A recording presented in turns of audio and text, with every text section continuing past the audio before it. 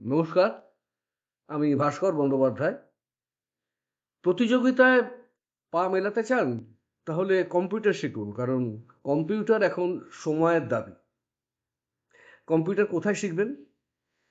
দীর্ঘ 11 বছর ধরে এনবিসিই অর্থাৎ national board of computer education এই কাজটাই করে আসছে।